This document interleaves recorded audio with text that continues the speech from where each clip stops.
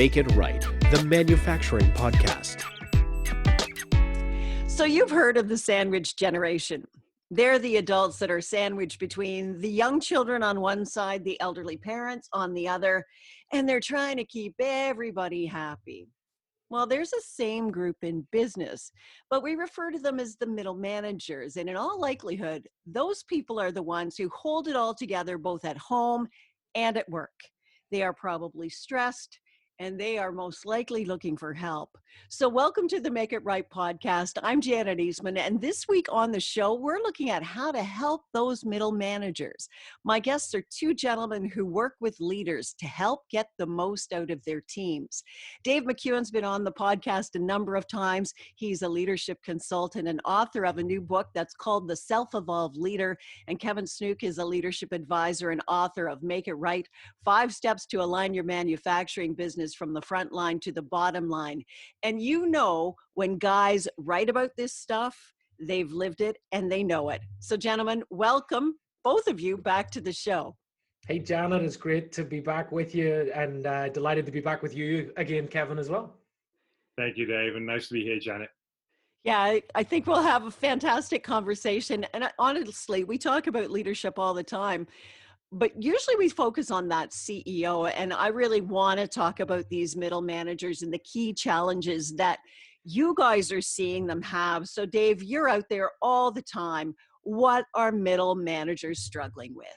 I really loved your metaphor actually there at the beginning, Janet, this notion of being the sandwich group of leaders. And you know, I'll deliver leadership training sessions on, you know, how to have difficult conversations, or how to manage your time better, or how to delegate more effectively to your team, or just how to have more emotional intelligence. And no matter what the skill set is that I'm talking about, almost always the feedback or the questions that I get are some version of, this is all really good, Dave, but how can I control any of this? You know, I've got my boss above me and the team of leaders that are above me, who are typically, in a lot of organizations, putting a lot of downward pressure on the folks that work for them. They often have a tendency to shift priorities based on whatever their most recent leadership meeting was. And they come out and tell the group of middle managers, you know, great new idea, we're going in this direction, or we're going to solve this problem, or we're going to go after this client. And this group of middle management is left having to navigate those priority shifts, communicate that to their team effectively, get their team on board with the change, and kind of keep everybody at sort of arm's length to make sure that everybody's comfortable and happy. And I guess if I could sum it up in one sentence, it would be just this notion that they don't have as much control over how they show up as they would like. Mm-hmm. Now, Kevin, you're nodding there, and I know you see this all the time. Is that the same story every day that you see? Yeah, and Dave's nailed it, really. It's that whole idea of, yeah, thank you. That's really good. I would love to do this, and I would love to do this with my team, but my boss won't allow me, or my boss won't understand it. Or as I go and start doing this, I'm actually going to get opposite messages from my boss. And it's a huge issue. It's kind of like that. You can feel this positive pull for, yes, I want more of this, and I really want to do it, and I believe in it, and I want to put it in place. But can you just go talk to my bosses and get that layer to get it as well? Can you get the next layer to understand it? And if we all understand the same thing, maybe something will happen. But if I just start doing it on myself, I'm going to be looked at like I'm some kind of maverick or weirdo, and I'm going to be pulled back to the norm. I think that's a huge one. And actually and I have almost had exact verbatim somebody say, this is great, but could you please go tell my boss so that it's easier for me? And, you know, depending on the setting and the relationship you have with the group of people that you're working with, that's almost often, if not always, not the case that you could just go into the room and do that. So we've got to figure out a way, first of all, to address just what that group of middle management can do. And I'd be interested to hear your thoughts on this, Kevin. When I push back a little bit on that notion or that excuse, just by asking open-ended questions like, well, what have you tried in the past? What has worked? What hasn't worked? I don't always, sometimes I get the sense that there's a sense of defeat before the battle that comes in, because actually people don't tend to push right against the boundaries of where they can play. They maybe believe that the boundaries are there, but they don't necessarily push up against them as much. I'd be interested to hear if you sense that too. Yeah, you're absolutely right. It's almost like we've already given up, right? Because we know what the boss is going to say. Right. And I've found this a lot in that conversation. It's like, well, why do you think the boss would say that? It's like, well, because he wants the business to succeed, right? And he wants to hear good ideas, and he wants people that are taking more ownership and are more active. And I think what's happening is that people have this perception of a boss. And the boss is there to keep me doing what he wants me to do, not that he is there to help me excel and to grow and to, and in order for that to happen, there has to be a two-way conversation. I'm sure you see this with consulting relationships as well. You go into some places and some people are just waiting you out, right? I'm gonna hope that you go away at some point. And then the best consulting relationships is where you go in and you have a conversation and people listen and they argue with you a little bit and they challenge you, and then they try something and they come back and they argue and they challenge you. And it's a relationship that actually helps everybody in that relationship grow. And I think that's what we're missing sometimes with that boss subordinate relationship. Very much so. And I think you're absolutely right in that relationship bit and feeling comfortable in that challenge factor. I talk about having adult to adult relationships in the workplace. And I think very much in that subordinate position, in some, not all organizations, there's the sense that it'll be career limiting for me to have a challenge factor to my boss, to really truly speak my mind. And so we have a tendency to either be a little bit more passive aggressive, or we have a tendency to just give up before we started, or we just kind of, like you say, wait it out. This might just be the flavor of the month. This will pass by and I can get back to my real work once it does that. But what I find is that ultimately, when you end up in that position where you say, I don't want to try to make this better, you've given up, and that's not a very powerful place to be. I often say that when you're in a situation that you're not happy with or you're not comfortable with, you've really only got two choices. Your first choice is to try to change it, and if that involves having an adult conversation, you change it, great. The other option is to say, it's actually not worth me doing that. And actually, I'm actually quite comfortable just the way that it is. And so if I, do the mathematics in my head, this is not a battle that I'm prepared to fight for, or a hill that I'm prepared to die for. And that's awesome. Make that decision, be aware about that. But then you've got to accept the position that you're in. Unfortunately, too many of us find ourselves in this third bucket, which we're talking about essentially, which is, I haven't really challenged whether I can get out of this situation. I haven't accepted my fate, so I'm just going to sit here and moan and complain about it. And that's not a positive place to be in, because it has an impact on your productivity, has an impact on your teams, and ultimately what you're delivering for your client. We had a consultant come to us once and talk to us, and this was when we were in radio. And the consultant said there are people who have basically given up at work, but we call them the quit and stayers. Like they've quit mentally in their head, but they just stay and, do the job and collect the paycheck. And you don't want those people on your team. It's and nor would I argue, do you want to be one of those people? No. I mean, we spend more time in our life working than we do with certainly some of our best friends, and maybe even in some instances more than we spend with our family.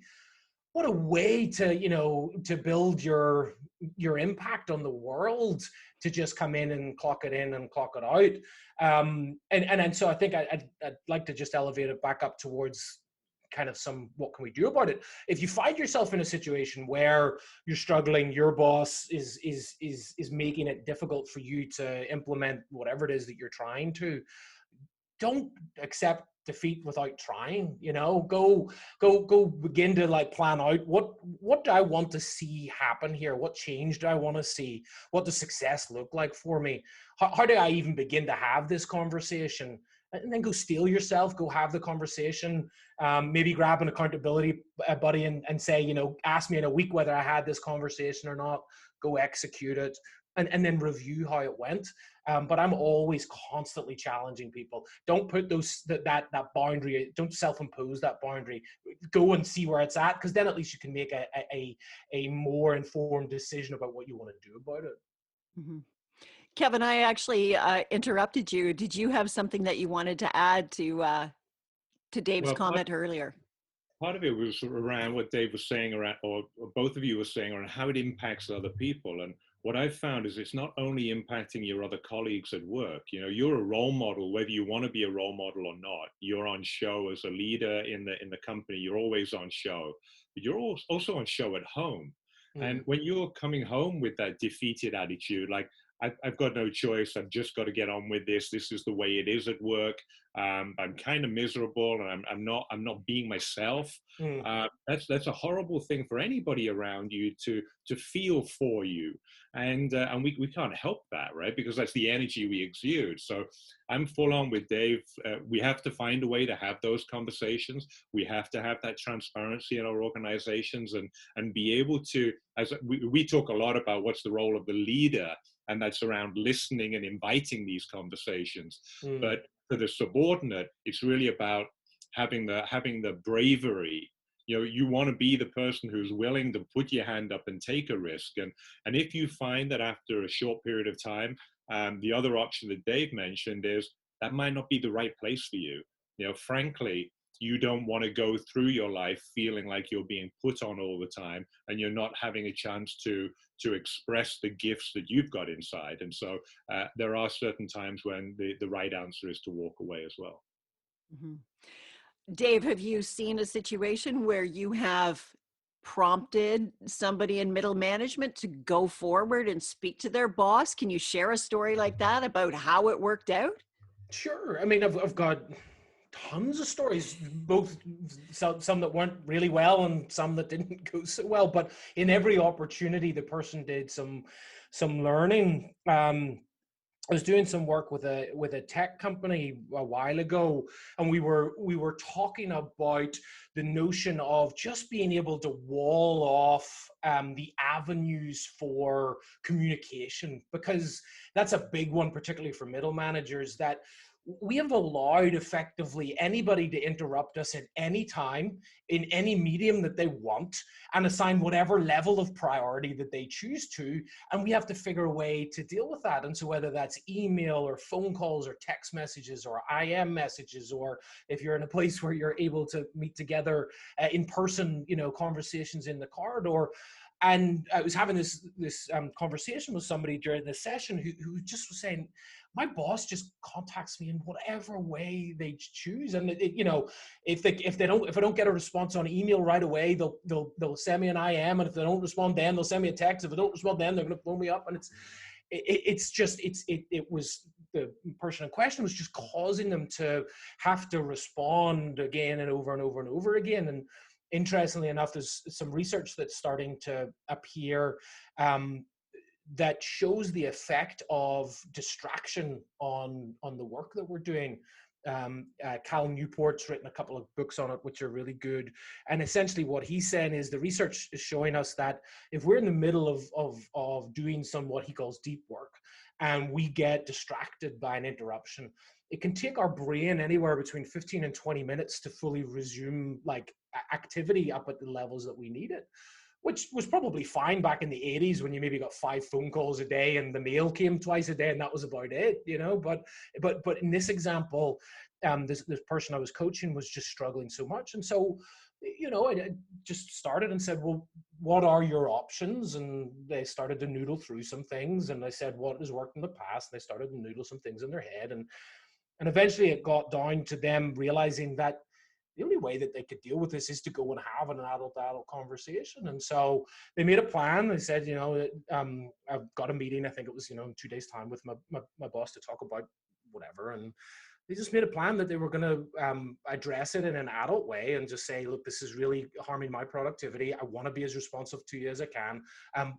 but we need to find a way to narrow some of those communication channels so that I can get back to you in a timely manner. I'm not scrambling so much.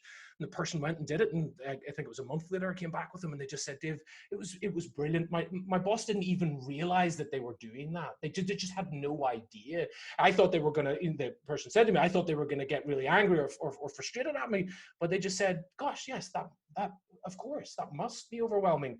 And they were able to agree 2 or 3 channels or whatever and solve the problem. So that was an example where it worked really well. Clear definition of the issue, strength to have an adult conversation, and they just went and executed it, and it went okay. I'd like to know, how do you help middle managers who have assumed the role of a middle manager, but don't necessarily want that responsibility? Because some people do get elevated to those positions and they're just like, oh man, I don't want to lead. This is going to sound way more negative and probably glib than it needs to be. If you have that level of emotional understanding about who you are, don't be in a management position. I mean, if you truly understand and know that you don't want to lead people, you don't want to manage people, then you will be doing yourself a disservice and them a disservice, because it's not going to work. Now, if it's more a fear and a hesitancy and a lack of belief on your ability to do it, but you want to get there, that's a slightly different question, which we can certainly explore. But my initial answer would be, if you know you're not cut out for management, don't do it. Pick a specialist role. Go be excellent at what you do from a specialist perspective. Master that craft. And you know what? You might find a path to mentor some people later on in your career, to give some advice, guidance, and coaching to people that you don't have a direct line of authority over. But I've had conversations with people where they've said, I've got this option, and I say to them, well, you got to think real long and hard about your intentions, because the worst thing that happens is getting stuck in the middle, where you think you want the management position because everybody in our society tells us that means you're successful, but deep down that you don't really, and you get stuck in the middle. And it's again, it's back to the same mindset that we talked about earlier, which is you're just stuck in this position that you're not happy with. Mm-hmm. Mm-hmm. I see that a lot, Janet, with technicians on production lines and frontline workers, and you can be the very best line operator, and you're the lead line operator, and you're running this whole piece of complex equipment, and it's like, well, what comes next? There's no step up that is built into the organization. And so the only thing next is that you have to sort of join the junior ranks of management, and they are completely different skills, and they're completely different characters, and so that I fully agree with Dave that you've got to decide what is your path. Is it more of a technical expert? And that part that you mentioned, Dave, around, well, become a trainer. You're the and you have to have certain skills to become a trainer as well, right? You don't have to just have technical competency, but somehow there's either you become the technical lead role and you're there as the specialist, or you're the trainer. But you've got to be very careful about being elevated to more of a people leadership position. And I think the funny thing with all of this is that, it happens in a whole bunch of different aspects where, there's a degree of technical or functional expertise around a role. So you mentioned a couple there. Happens in software development all the time. Great coders become team leads. It can even happen it happens quite a lot just in the sales function of an organization. I'm sure you've seen this as well, where our best salesperson becomes our sales manager, despite the fact that we have years and years and years and years of data that shows us that our best salespeople are not our best managers, our best coders are not our best managers, because you hit the nail right on the head with it, Kevin. They're completely different jobs, and I don't know why. We know it instinctually in our organizations, but it's always the easiest thing. I need a management position, or I need to give this person a career path, so let's move them into a managerial role. And where I see organizations get really good at it is having those clear lines for career progression that is technical expertise versus the leadership path, and also just having frank, open discussions about how one is not better than the other, and dispelling that myth that you're only being successful if you get promoted into those leadership positions, because it's quite frankly not true, you know. But I think the truth behind that, Dave, also is that you've got to pay the position, right? Because a lot of cases, the higher paid jobs are the leadership jobs. And, you know, frankly, if I'm running a factory and the factory burns down and I've got to start all over again, then the people that I want are the people that run the production lines, not the people that are in leadership positions, right? They're the ones who are going to get the factory started again. And sometimes we don't give people the credit for the types of works and the skill sets that they have. We were working with a company just the other day, and they were talking around, well, what skill sets do you need to be an operating team leader? We had like 5 pages of stuff that was like important, right? And you've got this on your feet leadership all the time, and it's a different type. It's not the strategic thinking, you know. It's really on the floor leadership, and there's a skill set behind that. We've got to pay for that. We've got to recognize that they're the kinds of people that we really need. Yeah, very much so. Couldn't agree more. I think, you know, when leaders are looking for people to elevate and move up their management team because they need somebody in that role. Dave, you said it yourself, you know, don't get lazy and just pick that guy who's down below doing something else, because he may not have the skill set. So how does the leader up here look down over his team and find those people, if they are indeed within the company, to take on those roles that he needs filled? Well, I think first of all, with any of this, you've got to start from the position itself, the hat and not the head.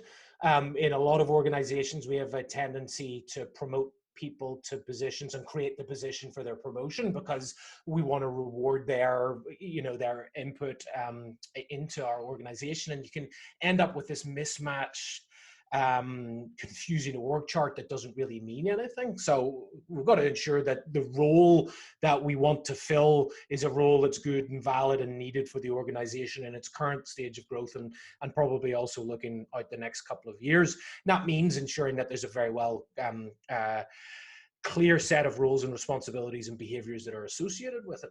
When you start with the hat, then you can look amongst the folks that are on your team and essentially, you know, say, well, this is the role, who's on the team that might be able to do it. Can John do it? Well, John could do it. He might need some development on his people skills, but we could get him there. Awesome.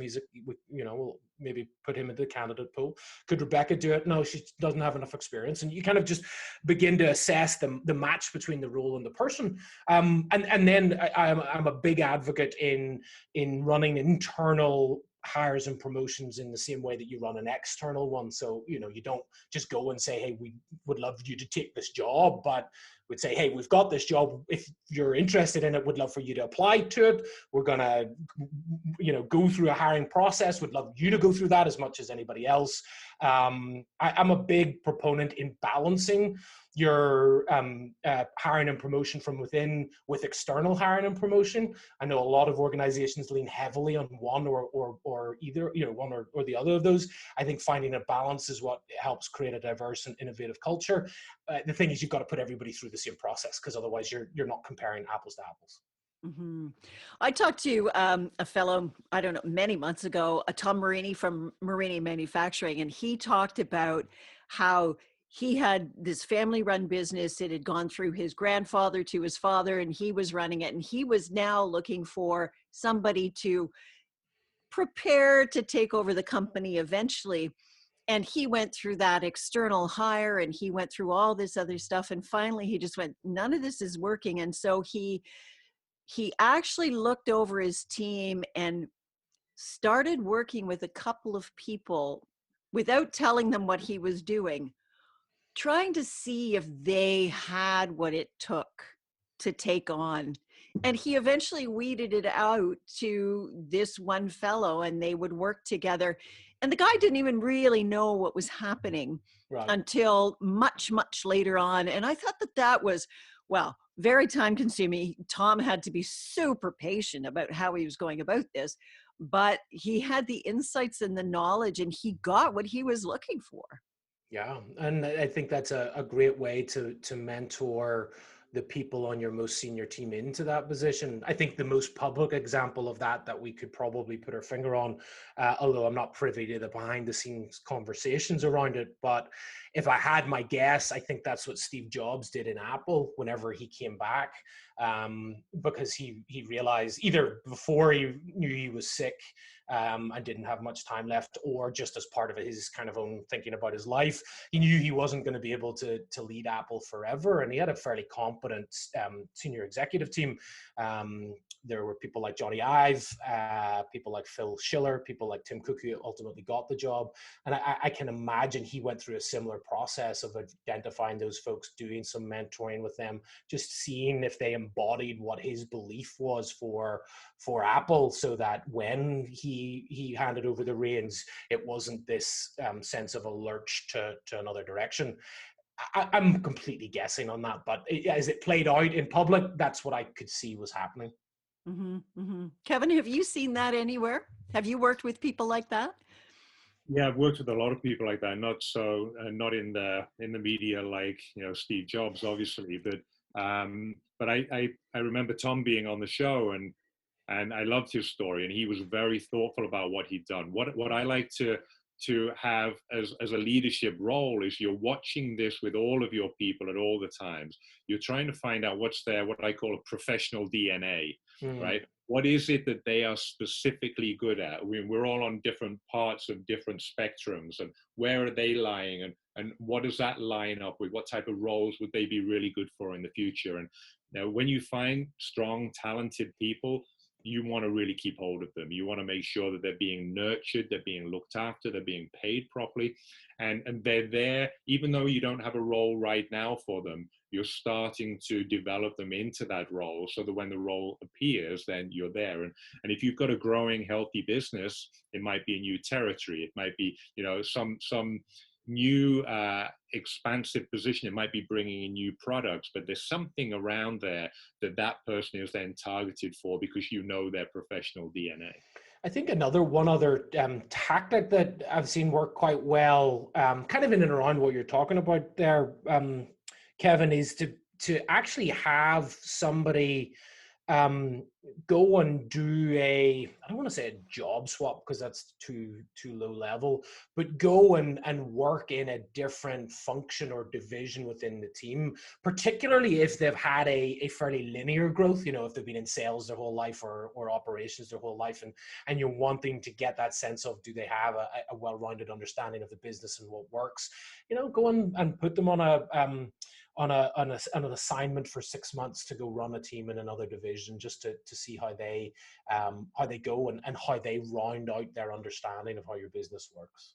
Yeah, Dave, do you ever get this challenge though with something like that people say to you, yeah, but that's going to take time. Yeah, but that's going to be expensive. Yeah, we're not going to have the, my feeling around that is, yes, it's called investing in your people, right? And if you're not willing to invest in your people, you're not going to have the best people working with you. For sure. And it goes down to I mean, that's just the age-old debate. That's going to take too long and cost me too much money. And it's like, sure, but you're going to get a better result, and you're absolutely right. And I think also this fear of, well, what if it doesn't work out? What if we do develop in these people and they leave? And there's that old saying that it's way better to train your people and have them leave than it is to not train them and have them stay.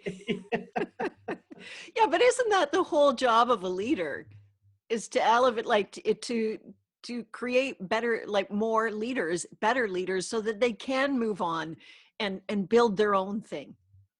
I mean, I think absolutely. I think that we have to be way more selfless in how we view that.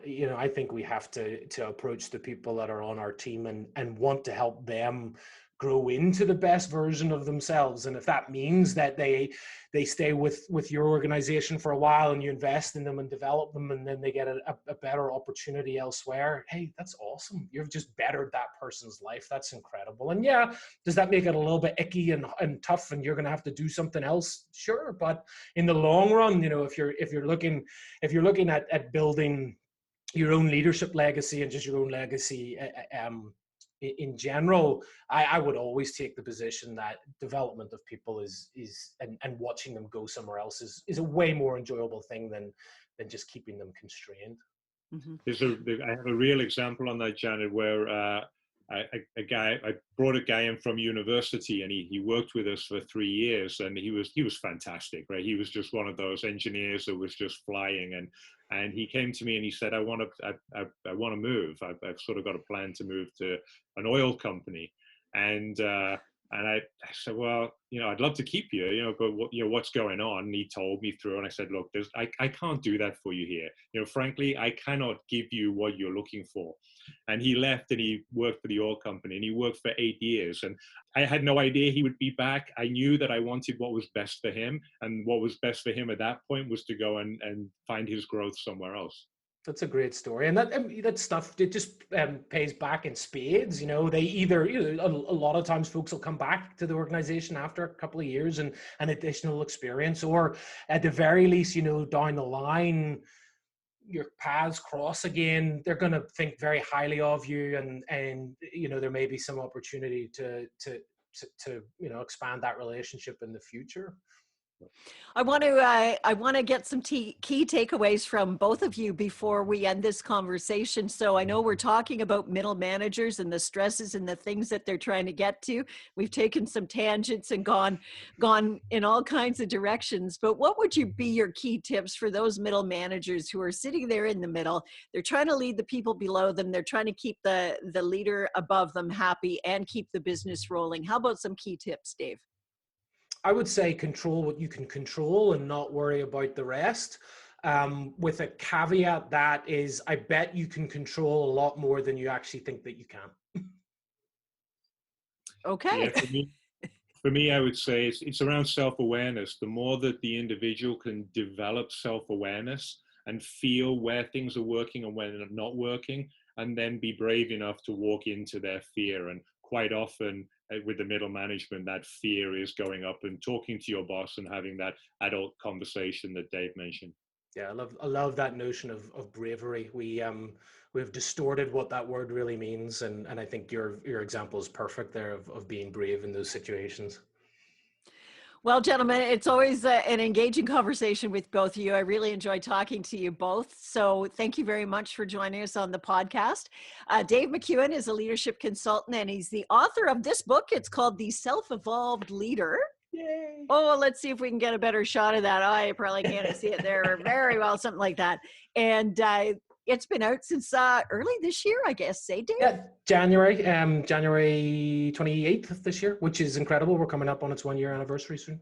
Yeah, so congratulations. Thanks. And then Kevin Snook is a leadership advisor. He's the author of this book, and it's called Make It Right, 5 Steps to Align Your Manufacturing Business from the Front Line to the Bottom Line. You can tell I'm sitting in the library. Gentlemen, it's always fun to talk to you. We'll chat again, Dave. So do stay in touch. And thanks very much for joining us for the Make It Right podcast. Thanks so much for having me on, Janet. Great to talk to you, and Kevin as well. You're very welcome. That's our show this week. Please check out our Twitter and LinkedIn feeds that are on our podcast page. Subscribe and share the podcast with your friends and colleagues if you like. We're on iTunes, Google Play, Stitcher, Spotify, and YouTube. Until next time, thanks so much for listening to Make It Right.